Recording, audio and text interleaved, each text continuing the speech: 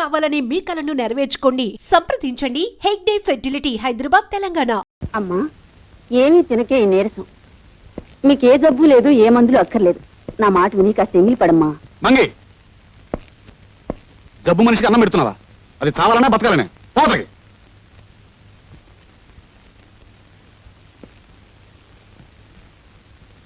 చూడు జానకి, డాక్టర్ నీకెన్నో మందులు ఇచ్చాడు. అయినా నీ నీరసం లాగానే ఉంది.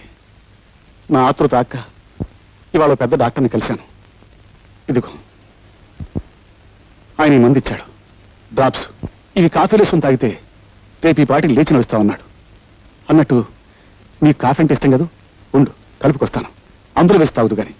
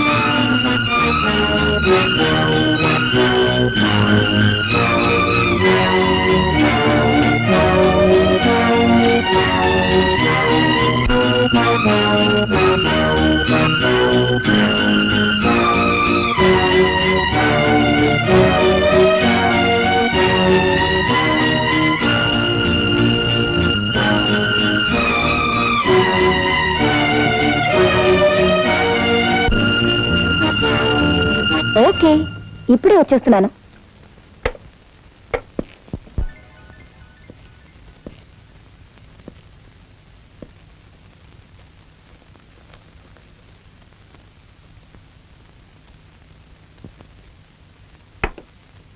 జానకి, జానకి రే, కాఫీ తీసుకో.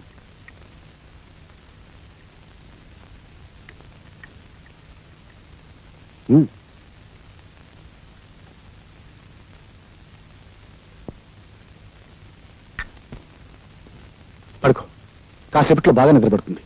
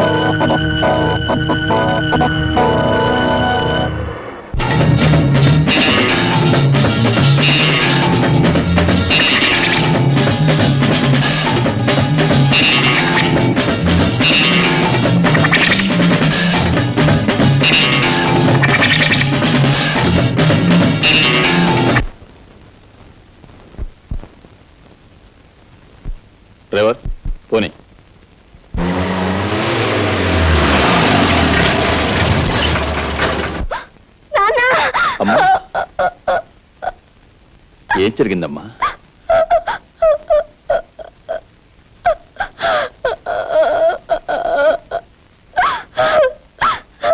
నాన్న, నేను తప్పు చేశాను నాన్న, తప్పు చేశాను.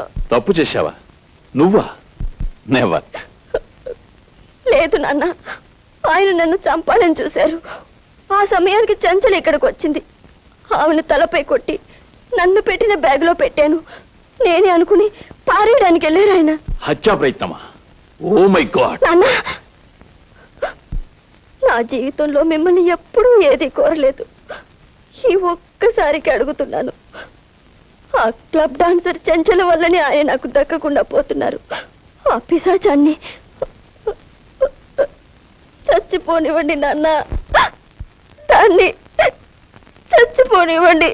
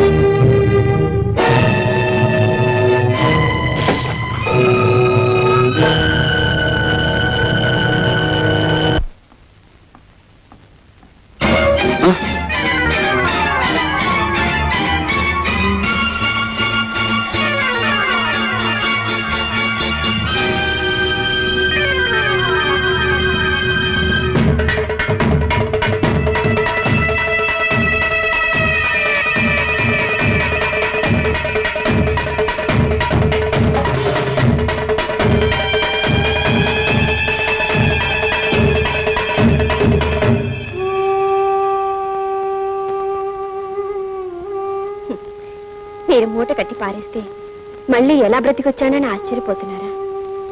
మీరు నన్ను మూటలో పెడితే నేను మీ ప్రియురాల్ని మూటలో పెట్టాను. మీ ప్రియురాలు పారవేదగ్గ మనిషి కాబట్టి పారేసొచ్చారు. అంతే తప్ప మీరే తప్పు చేయలేదు. చేశానని మీరు బాధపడ్డారనుకోండి, అప్పుడు ఆవిడ చచ్చిపోయినట్టు అవుతుంది, మీరే ఆవిడని చంపినట్టు అవుతుంది. అందుకు నేనే ప్రత్యక్ష సాక్షిని. మనం హాయిగా బ్రతకడానికి ఆవిడని మర్చిపోతారు, లేక హత్య చేసినందుకు పరితపించిపోతారు, మీ నిర్ణయానికే వదిలేస్తున్నాను. ఏ బెదిరిస్తున్నావా? బెదిరించడం కాదు, మిమ్మల్ని బాగుపరుచుకుంటున్నాను. కిలుం పట్టిన దేవుడి విగ్రహాన్ని దేవుడిని చూడకుండా మట్టితో తోముతాం. మిమ్మల్ని నా మనిషిగా మిగిల్చుకోవడానికి నేను అలాంటి పని చేస్తున్నాను. రండి భోంచేద్దాం. మీ ప్రియురాలి హత్యకు నేనే ప్రత్యక్ష సాక్షిని. మీ ప్రియురాలి హత్యకు నేనే ప్రత్యక్ష సాక్షిని. నా చెవులు కూడా మీకే పట్టినట్టున్నాయి. మీరు ఇంట్లో భోంచేసి చాలా రోజులైంది, నేను భోంచేసి కూడా చాలా రోజులైంది. కలిసి భోంచేద్దాం రండి. అయితే పద. Satyababu sir, club dancer Chenchal murder అయిపోయింది. ఆ కేసు విషయంలో దొంగ సాక్ష్యం చెప్పడానికి ఒక మనిషి కావాలో. అదేమిటి సార్, మీ ఇంట్లోనే అన్ని రకాల మాయలు తెలిసిన ఓ మాయగాడు ఉన్నాడని మీరే అన్నారు కదా. వాడికి 4 డబ్బులు కొట్టించేస్తే చెప్తా. అమ్మలింగం, ఈ అమాయకుడు కొంప ముంచేస్తావు. ఇదేమిటి సార్, నా లైన్లోకి మీరు వచ్చారు? నేను నీ భక్తుని కదా, అందుకని. అన్నట్టు నీతో చిన్న పనుండి వచ్చానయ్యా. నా గబుక్కుని సబ్ ఇన్స్పెక్టర్గా ప్రమోషన్ వచ్చింది అనుకో, నువ్వు ఆనందిస్తావా లేదా? తప్పకుండా ఆనందిస్తాను. నాకు ప్రమోషన్ వచ్చినట్టుగానే నీ గబుక్కుని 10,000 రూపాయలు దొరికినాయి అనుకో, సంతోషిస్తావా లేదా? అంత డబ్బు దొరికితే తప్పకుండా సంతోషిస్తాను. అయితే ఇదిగో 10,000.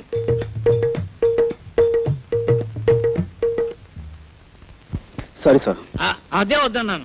పెద్ద పని ఏం కాదు, చిన్న పని. ఒక కుని కేసులో నువ్వు అక్కర్లేదు, ఇంత సాధ్యం చెప్తే చాలు. సారీ అండి, నేను ఆ జీవితం నుంచి బయటపడ్డాను. ఇదిగో ఆ మాటే అనొద్దన్నాను. అయ్యో, 64 కళ్ళు అరిచేతిలో పెట్టుకునేవాడివి నాయన. బాబు ఇదిగో నాయన, నా బాబు కదా, బాబుగా నన్ను క్షమించండి. నా గొప్ప జీవితానికి దూరంగా బతకాలనుకుంటున్నాను. ప్లీజ్ వెళ్ళిపోండి. నువ్వు డబ్బు తిరస్కరిస్తున్నావు. ఒక చిన్న అబద్ధానికి 10,000 రూపాయలు ఇస్తున్నాను, అందులో నువ్వు సబ్ ఇన్స్పెక్టర్ చేత్తో ఇస్తున్నాడు. నీవు జీవితంలో ఈ డబ్బు కాదన్నావు అంటే చాలా అప్రాయకుడు అయిపోతావు. బాగా ఆలోచించుకో. వస్తాను. నేను గుమ్మం దాటి వెళ్ళానంటే మళ్ళీ తిరిగి రాను. ఏమంటావు? మిమ్మల్ని గుమ్మం దాటి వెళ్ళిపోమంటాను. 30 రూపాయలు కొడుగా. ఎంత? 30 రూపాయలు శీఘ్రం కొడుగా. నేను దస్తే కూడా నువ్వు కుడవమన్నంతా కుడవడానికి నేనేం వెర్రివెధలా కనబడుతున్నానా? రైల్వే స్టేషన్ నుంచి చచ్చిన తహసీల్దార్ గారింటికి నీకు 30 రూపాయలు కుడవాలా? 3 రూపాయలు కుడుస్తాను. కుడుచుకుంటే కుడుచుకో, కుడకపోతే మానుకో. యో మీటర్ పారయ్యా. నేను దస్తే పారను. నువ్వు పారమన్నప్పుడల్లా పారడానికి నేనేం వెర్రివెధని అనుకున్నావా? బెజవాడి నుంచి ఇక్కడికి రైల్లో వస్తే ఆ పెట్టెలో నెత్తి మీద 4 పంకాలేశారు, కూర్చోడానికి దిమ్మ చెక్క లాంటి బల్లేశారు, కాలు మడుచుకోవడానికి శుభ్రమైన గది కట్టారు, బాతాగాన్ని కొట్టుకోవడానికి చుట్టూరా బోళ్ళంత మంది మనుషులు. మనం చదవాలనుకుంటే ఎదుటి వాడి చేతిలో పేపర్ ఉంది. ఇన్ని సౌకర్యాలు చేసి వాళ్ళు చేసిన ఛార్జీ ఎంత? అంతా కలిపి 25 లోపు. మరి నువ్వు నన్ను డొక్కులో పడేసి డబ్బాలో గులకరాయి ఆడించినట్టు ఆడించావు. పట్టుమని 10 మైళ్ళు తిరగలేదు, నీకు 30 రూపాయలు కుడవాలా? చెమ్ముతో కొట్టానంటే శార్థానికి సిద్ధమైపోతావు కదా అప్పీరుగా. నీకు దమ్మిడి ఇవ్వను. నీ దిక్కులో తోడు చెప్పుగా పాదలుమా. పల్లెటూరు వాడు కదా అని అతను మోసం చేస్తావా? మన ఊరు పరువు తీస్తున్నావు కదా, ఆయన అందిస్తే అని తీసుకుని మర్యాద వెళ్ళి అలా పెట్టి గడ్డి వేల హప్పి. అయ్యో అయ్యో అయ్యో உங்களுக்கு ஒரு வணக்கம், உங்க அப்பாவுக்கு ஒரு வணக்கம். నోర్మై, నా అప్ప సంగతి నీకెందుకురా? దాని ఇష్టం, అది ఎవరితో లేచిపోయింది. చెంబుతో కొట్టానంటే శార్థానికి సిద్ధమైపోతావు కదా హప్పిని. ఏమనుకున్నావో? భలే వాడవాయా బాబు, భలే చావుగిరాకి తగిలింది పొద్దున్నే. నువ్వు వద్దు, నీ డబ్బులు వద్దు. వీడి సుత్తి కాదు బాబు, రంపం. ఉప్పిరుగే కదా ఉప్పిరుగే.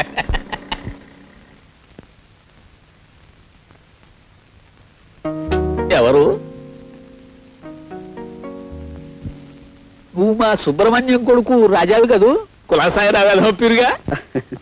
నేనేదో ఇలా ఉన్నాను అనుకోండి. సరే, మా చెల్లి ఎలా ఉంది? ఎవరు? సావిత్రి గురించేనా అడుగుతున్నావు? దాన్ని ఆ ధర్మరాజు కొంపలో బారేసి నువ్వు పట్నం దక్కా వచ్చావు. అలా చేయమన్నది నేనే అనుకో వెధప్పి నువ్వుని. ఓ రోజున వాడికి ఏం దిమ్మ దిగులు పుట్టిందో ఒంటరిగా ఉన్న దాన్ని చూసి బలాత్కారం చేయబోయాడు. నేను కాదు, ఆ వెధప్పిరుగా. ఆ ధర్మరాజును కత్తికో కండగా నరికి ఆ పని చేయకపోయినా అంత పని చేసి ఓ అబ్బాయి నీ చెల్లెల్ని కాపాడాడు. ఎవరా అబ్బాయి? మన ఊరికి కొత్తగా వచ్చిన మాస్టర్ బాబు. అతన్ని నీ చెల్లెల్ని రక్షించడమే కాదు, పెళ్లి కూడా చేసుకున్నాడు. దాంతో అతగాడి మీద కక్ష కట్టి ఆ ధర్మరాజు అతని ఉద్యోగాన్ని పీకించేశాడు. దాంతో వాళ్ళ పరిస్థితి మరీ దుర్భరంగా తయారైంది బాబు.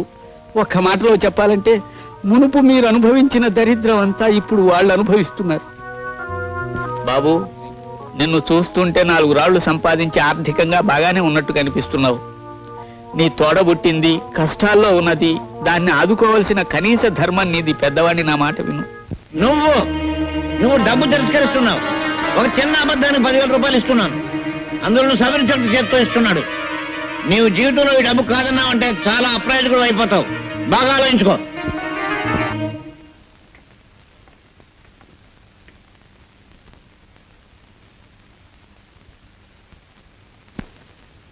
రాజా, రాజా.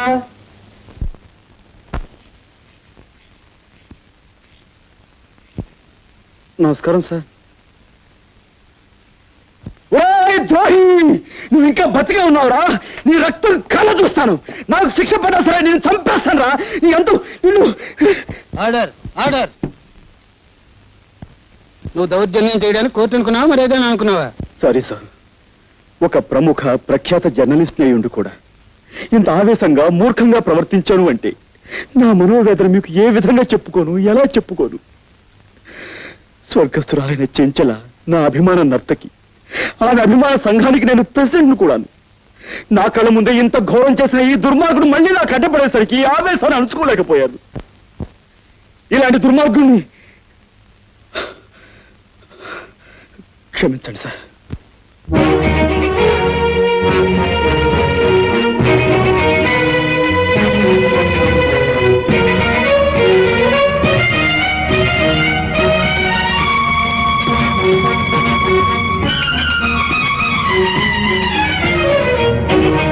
ఒక అమాయకుని నేరస్తుని చేసి కొలుపుతున్నావా? అనుభవిస్తావురా లింగం, అనుభవిస్తావు.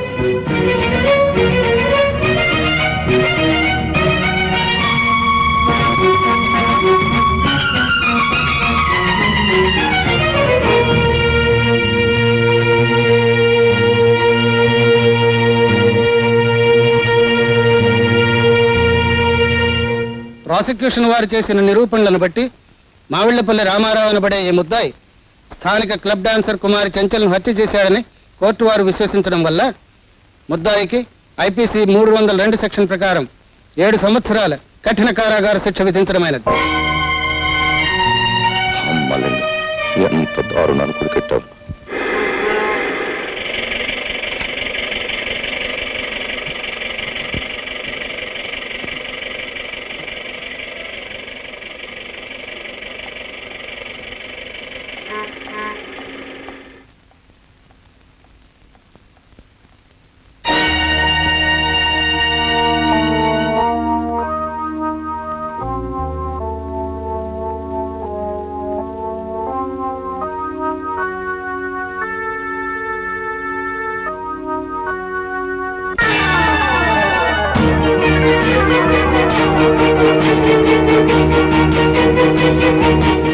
ద్రోహి, నువ్వు ఇక్కడున్నావా?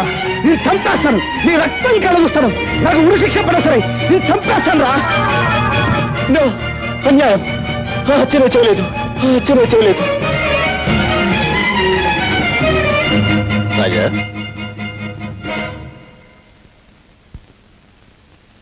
గురుమూర్తి గారు, మా చెల్లెలు ఎక్కడికి వెళ్ళిందో మీకు తెలుసా అండి?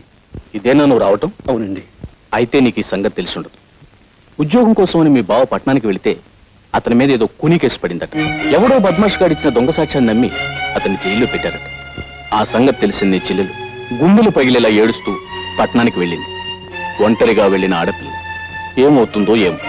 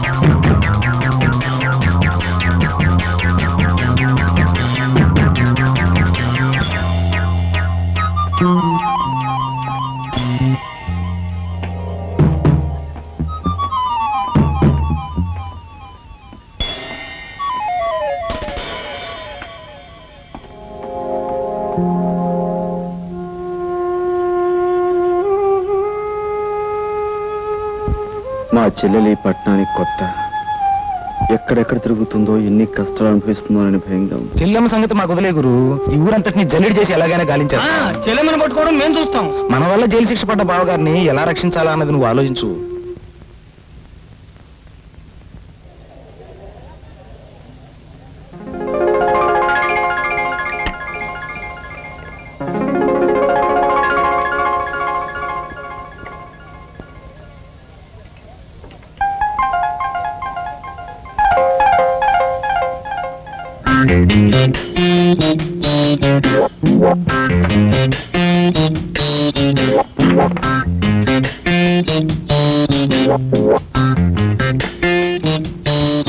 ఆల్ రైట్, నేను అసలు విషయానికి వస్తున్నాను. నేను నిన్ను ప్రేమిస్తున్నాను, పెళ్లి కూడా చేసుకుంటాను. ఇంత ఫ్రాంక్ గా మాట్లాడే మనుషులు మీరు ఎప్పుడు చూసుంటారు కదా. నాతో మాట్లాడకపోతే మీకే నష్టం. నేను 3 అంకెలు లెక్క పెట్టేలోపు మాట్లాడకపోతే నలుగురు వచ్చి పోట్లాడేలా చేస్తాను. ఓకే, 1 2 3. రాజా, నా మాట విని ఇంటికి వచ్చేసాయి రాజా. పిల్లలంతా నాన్న నాన్న అని ఏడుస్తున్నారు. ఇంకెప్పుడు వంట ఆలస్యం చేయదని ప్రామిస్ చేస్తున్నాను రాజా. రాజా, నేను నీ చరణదాసుని రాజా. చరణదాసి లేదు, మసాలా దోశ లేదు. రాజా, మర్యాద వెళ్ళి ఇక్కడి నుంచి. బాబాయ్ గారు, మీరైనా కాస్త చెప్పండి బాబాయ్ గారు. పోపుల డబ్బా ఏదో ఒంట్లో బాగోక వంట కాస్త ఆలస్యం అయిపోయింది. దాని గురించి నన్ను తిట్టి పిల్లల్ని కొట్టి ఇక్కడికి వచ్చేసారు. ఇంట్లో వండి నన్ను అంతా అలాగే ఉండిపోయింది. నన్ను ఏం చేయమంటారు? పిన్ని గారు, మీరు కడుపుతూ ఉన్నప్పుడు మీతో ఆయన దెబ్బలాడి ఇలాగే వచ్చేసారా? చెప్పండి బాబాయ్ గారు. ఏమిటయ్యా ఇది? ఏమిటిది? క్రితం సార్ ఆ అమ్మాయి ఏదో తప్పు చేసి నువ్వు చేస్తున్నావు ఏమిటి? ఇంటి ఇల్లాలు వీధులు పడి బతిమాలుతుంటే బుద్ధి లేదట నీకు? మాస్టరు, నాకు ఇంకా పెళ్లి కాలేదండి. రామరామ, మీకు పెళ్లి కాలేదా? ఎందుకండి అబద్ధం చెప్తారు? కావాల్సి వస్తే ఈ తాళి చూడండి, 3 పిల్లలు బాబాయ్ గారు. తెలుసమ్మా, ఆ వేళ ఆ తాళి చూపించి 3 బిడ్డలు తెల్ల నాతో చెప్పలేదు నువ్వు. ఎవరైనా వింటే గడ్డి పెడతారు. బుద్ధి లేట నీకు? వెళ్ళు, ఇంకేం మాట్లాడుకో, ముందు వెంటనే వెళ్ళు. జాగ్రత్తగా తీసుకోదమ్మా. చాలా థ్యాంక్స్ బాబాయ్ గారు. పోదా రండి రాజా, పిల్లల్ని తీసుకొని బీచ్ కడదాం. రండి రాజా.